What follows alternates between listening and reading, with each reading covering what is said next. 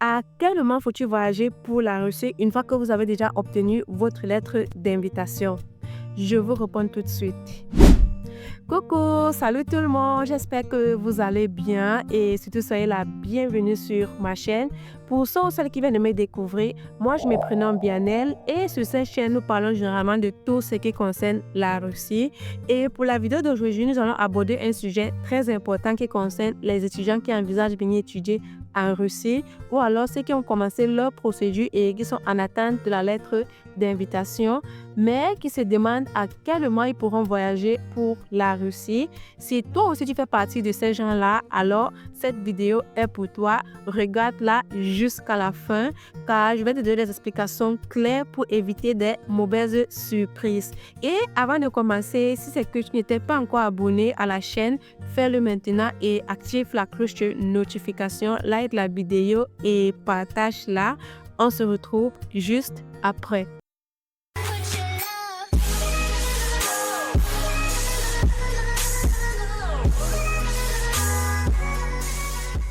Avant de parler de voyage, déjà, il faut comprendre exactement c'est quoi la lettre d'invitation.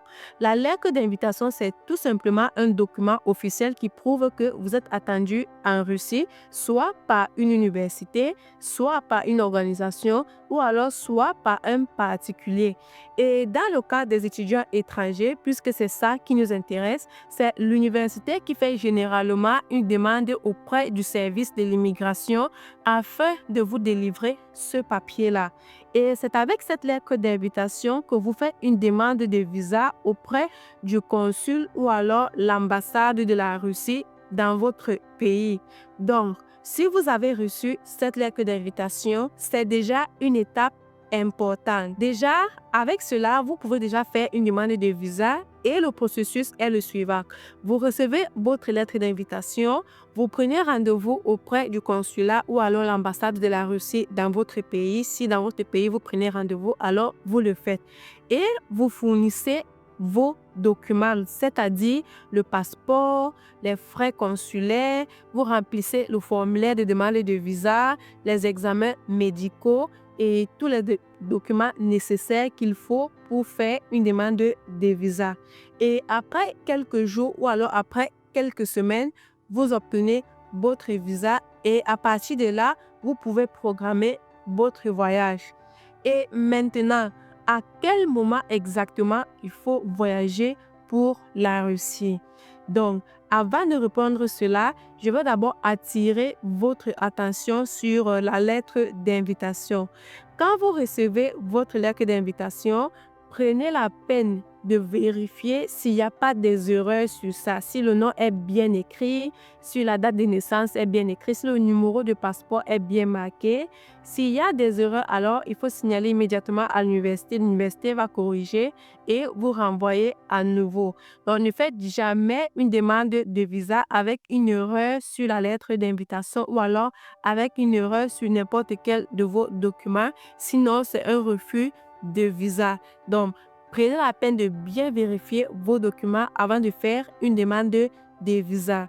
Et maintenant, une fois que vous recevez votre lettre d'invitation, le compte à rebours est lancé. Car sur cette lettre d'invitation, il est marqué 90 jours. Et 90 jours, c'est un truc comme 3 mois.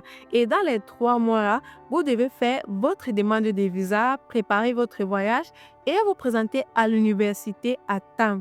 Donc, si vous regardez bien souvent sur la lettre d'invitation, vous allez voir les dates. Et il y a la date d'entrée sur le territoire et qui part jusqu'à. Donc, vous avez telle date pour pouvoir entrer sur le territoire qui part jusqu'à telle date. Et c'est ça qui fait 90 jours. Donc, n'attendez pas à la dernière minute pour pouvoir faire vos demandes de visa.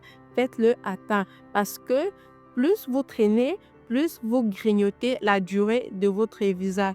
Donc, dans les 3 mois-là, si vous prenez un mois avant de faire votre demande de visa, au moment où vous allez recevoir votre passeport avec votre visa à l'intérieur, vous n'aurez plus 3 mois de visa, mais vous aurez plus que 2 mois parce que vous aurez déjà écoulé un mois. Pareil, si vous écoulez 2 mois, au moment de recevoir votre passeport avec votre visa à l'intérieur, vous recevrez juste un seul mois de visa au lieu de 3 mois parce que vous avez déjà eu à écouler 2 mois. Donc, quand vous recevez votre lettre d'invitation, faites-le à temps. C'est mieux d'avoir 90 jours de visa dans son passeport et pouvoir préparer son voyage sans stress, normalement pour voyager sans problème.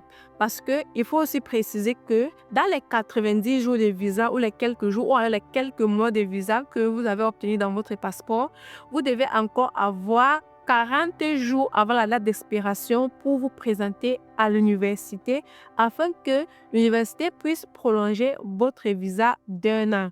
Donc, si vous traînez et qu'il vous reste un truc comme 2 ou 3 semaines, alors il est fort probable que à l'aéroport, lors du contrôle, qu'on ne vous laisse pas entrer dans le territoire en Russie.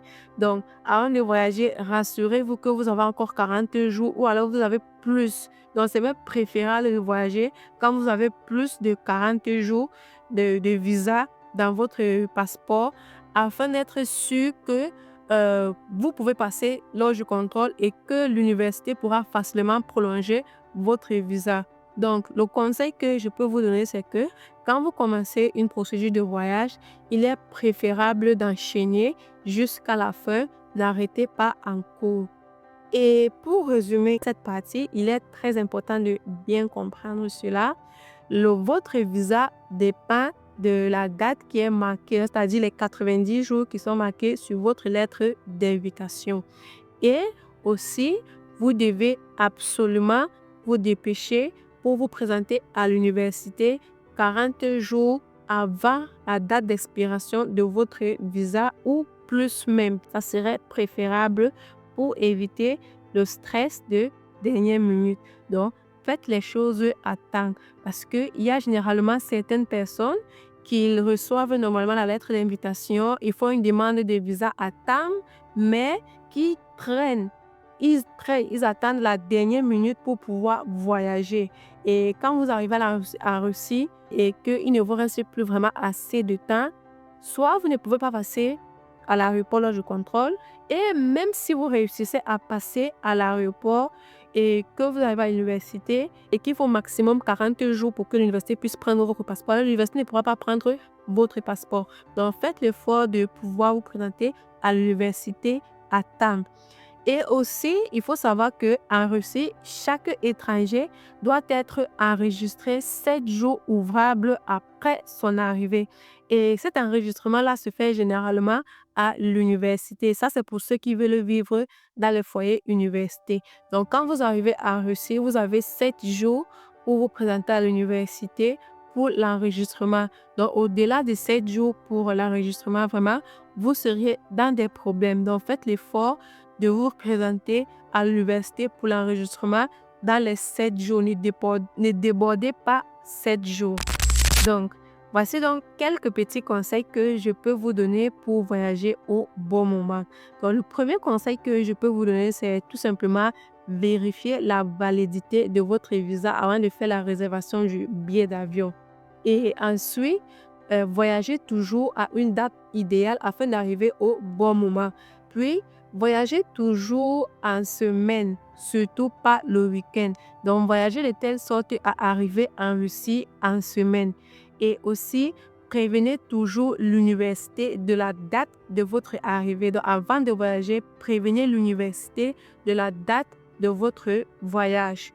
Et pour finir, voyagez toujours avec vos documents. On ne sait jamais, on peut vous demander cela à l'aéroport lors du contrôle.